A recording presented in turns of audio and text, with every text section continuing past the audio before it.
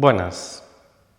Vamos a dar unas definiciones que son prácticamente todas ellas cantidades físicas, pero que son la motivación y la razón por la que estudiamos la integral múltiple. No son todos los ejemplos de integrales múltiples que hay en la física, pero desde luego son los más conocidos, los fundamentales y los que se pueden calcular con más facilidad. Partimos de un cuerpo K que entendemos como un subconjunto de R3 o también de R2, depende de si estamos considerando una forma en el espacio o una forma en el plano. Puede ser un disco o una plancha metálica o cualquier objeto bidimensional, que suponemos acotado, es decir, un conjunto finito, no se va hasta el infinito en ninguna de sus dimensiones.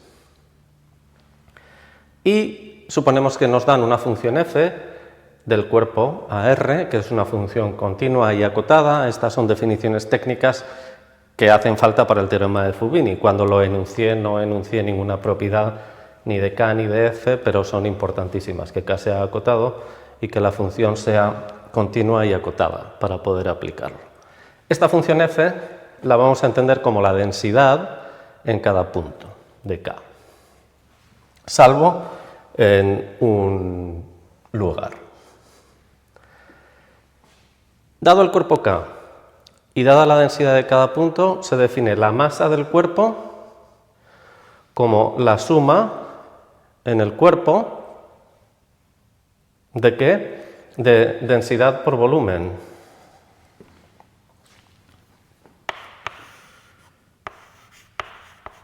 Densidad del punto X y Z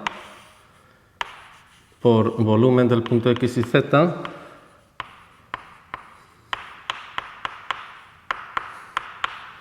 nos da la masa de cada punto. ¿Y qué es la masa del cuerpo? La suma de las masas de cada punto. En el ejemplo que poníamos del saco de arena, hay granos de sílice, hay granos que vienen de feldespato, hay granos que son puro plástico. ¿Cómo se calcula la masa? Pues la suma de los granos de sílice, más la suma de los granos de feldespato, más la suma de los granos de plástico, etc. La suma en todo el saco, en todo el conjunto K. Un caso concreto de masa, si se puede decir, es el volumen de un cuerpo K, que es la suma de los volúmenes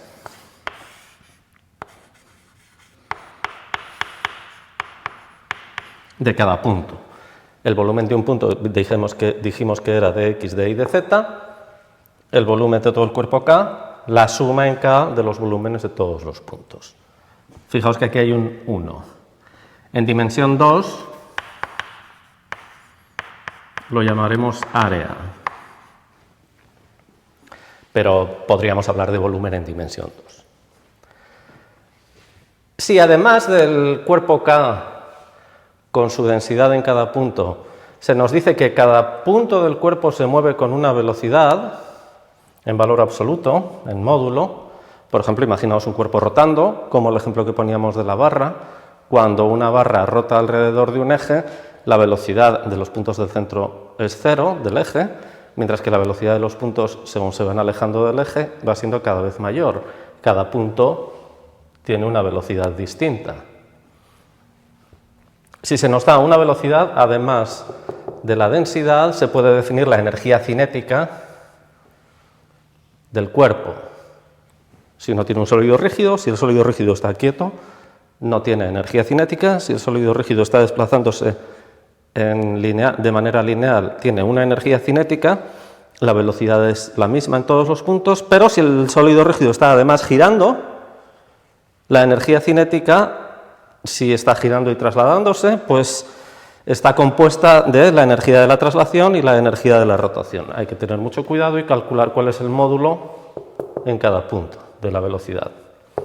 En ese caso, la energía cinética, como todo el mundo sabe, de un punto es masa del punto por velocidad al cuadrado partido por 2 del punto. Esa es la energía cinética de un solo punto del cuerpo K. ¿Cuál es la energía cinética total del cuerpo?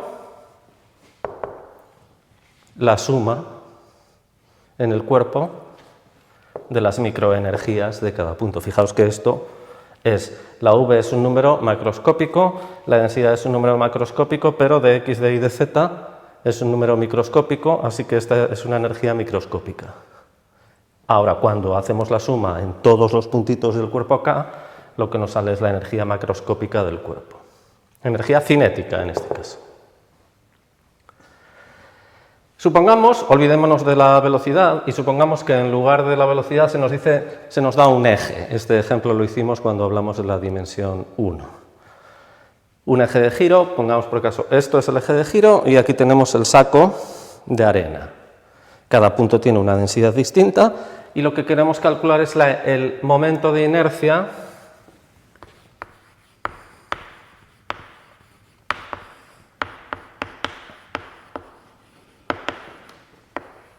respecto al eje que se nos da. El momento de inercia es cuánto cuesta hacer girar, cambiar la velocidad angular de este cuerpo respecto de este eje. Cuanto más te alejas, más cuesta cambiar la velocidad angular, muy importante.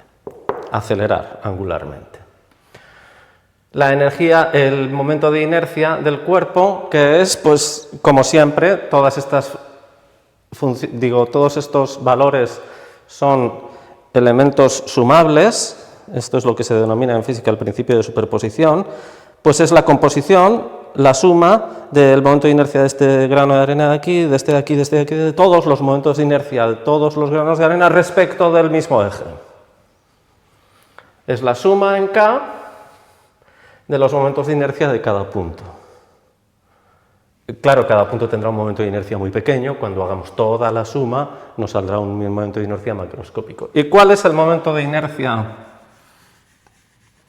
de un punto, de un objeto puntual, si no tiene un eje E y no tiene aquí un objeto puntual con una masa m? Este punto estará a una distancia del eje, la distancia se mide, como bien sabéis, en perpendicular.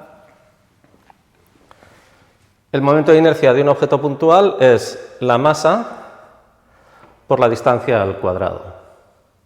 Como estamos calculando el momento de inercia de un punto, la densidad por el volumen del punto, esto es la masa del punto X y Z, multiplicada por la distancia del punto X y Z al eje al cuadrado. Este momento de inercia es muy pequeño, cuando lo sumamos todos en K nos sale un momento de inercia macroscópico, el de todo el saco de arena. El centro de masas de K, noción que quizá desarrollemos en alguna clase teórica o quizá no, con conocer la definición basta, independientemente de cuál sea su noción física o su origen físico. El centro de masas de K es un punto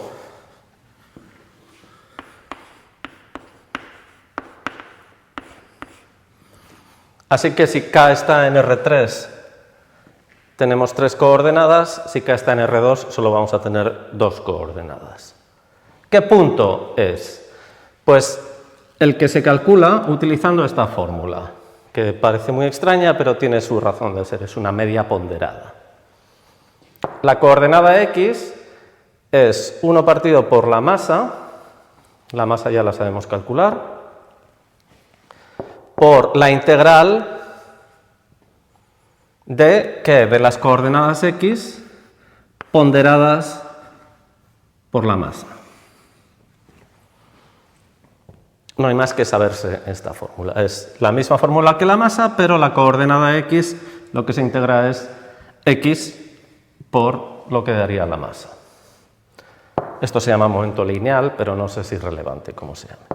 Coordenada X del centro de masas, la integral en K de esto dividido por la masa. La coordenada Y del centro de masas tiene exactamente la misma fórmula, lo único que cambia es esta Y de aquí, el momento lineal en Y. Y la coordenada Z tiene la misma fórmula, pero cambiamos la X o la Y, la cambiamos por la Z. Este es el centro de masas. Repito que tiene tantas coordenadas como la dimensión de K. Y para terminar, sea F lo que sea, ahora F no hace falta que sea una densidad, F puede ser cualquier función escalar, podría ser una temperatura, podría ser el color, podría ser la presión, podría ser cualquier función definida en K. Se denomina valor medio de esa función, en K, claro. ¿A qué? Pues a la media.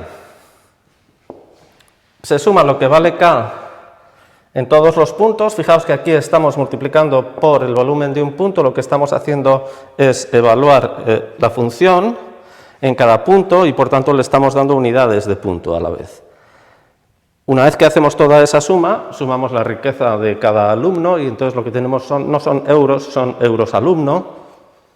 ¿Qué tenemos que hacer para conseguir euros? Dividir por el número de alumnos, por el volumen de K. El valor medio es la integral de la función, por así decir, es la suma total de la función en el cuerpo, dividido por el volumen del cuerpo, sea lo que sea F, una cantidad escalar. Con esto ya se pueden hacer cantidad de ejercicios de integración múltiple, que es lo que encontraréis en mi página web o en el YouTube de mi canal. Muchas gracias por vuestra atención.